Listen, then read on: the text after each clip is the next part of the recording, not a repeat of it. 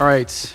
I think overall we saw some great stuff from the breweries presenting today. And Karmen, I wanted to start with you. Asking in terms of all the judging that you saw, or in terms of what the judges saw. Sort of knowing who you are and what you stand for is really important.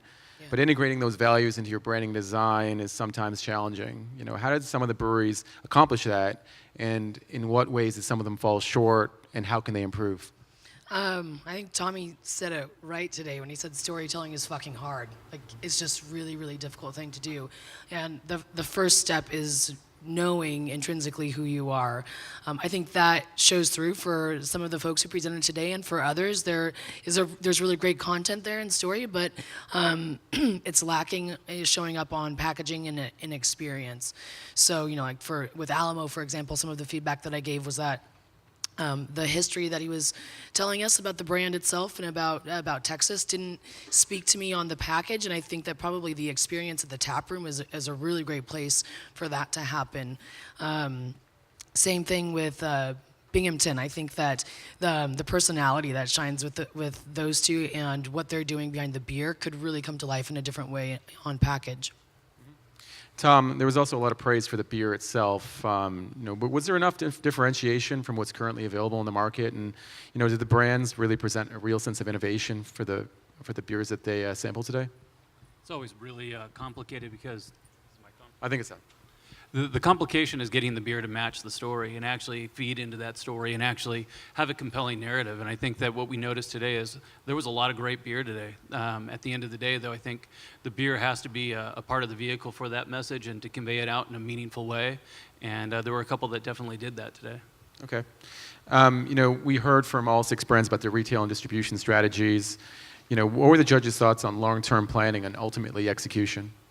Gosh, it's so tough because part of the judging criteria is on vision and readiness for the future, and I don't know what's gonna happen tomorrow, man. Like, it's so hard for me to judge these guys who are standing up here and like bearing their souls on what they think is going to happen in the industry, because we don't know. Right. So flexibility seems to be really, really important right now, and going deep at home is the one thing that we know is true. Chris, you've been a judge for the challenge.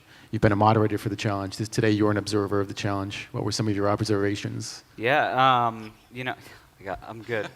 I think getting a chance to sit back and actually watch everything without having to moderate or judge was a nice experience, because it really showed me just kind of the level at just how much things have progressed. And I've gone back and watched some of the previous presentations, and the level at which these companies now are executing at such an early stage has increased so much.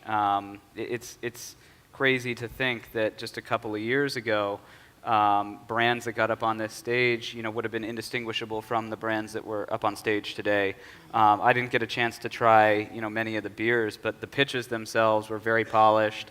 The brands that are, the packaging, everything about all the brands, very, very clean and polished.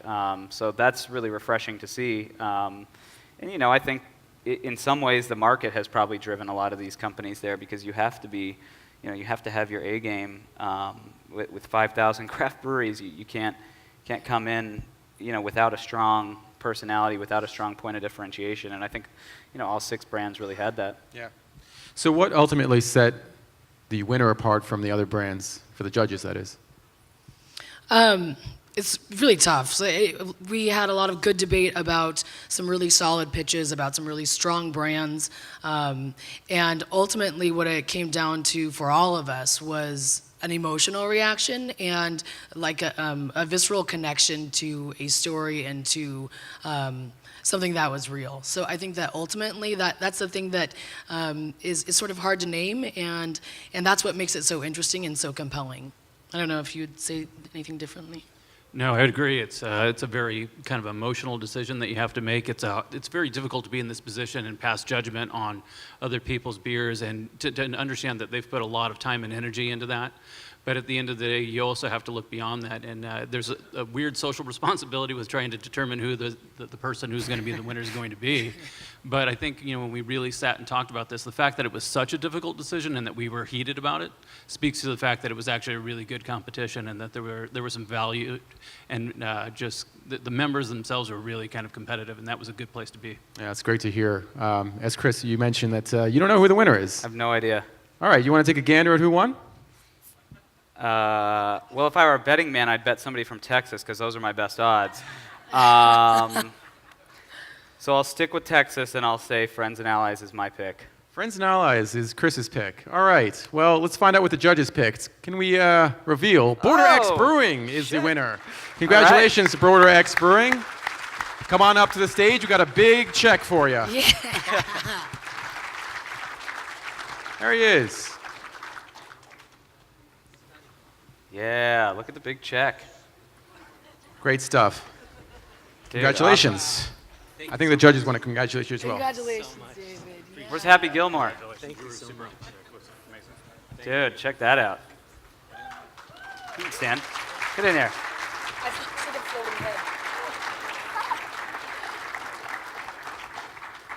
Awesome. You got to catch that tonight. It's the only catch.